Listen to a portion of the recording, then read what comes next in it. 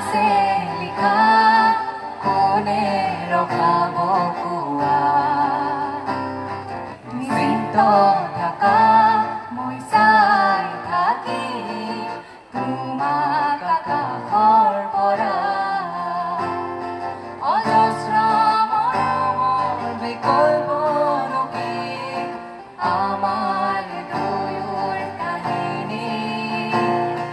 অপূৰ্ণ আবেগৰ বেদনাৰ স্মৃতি লবানে তুমি বুটলি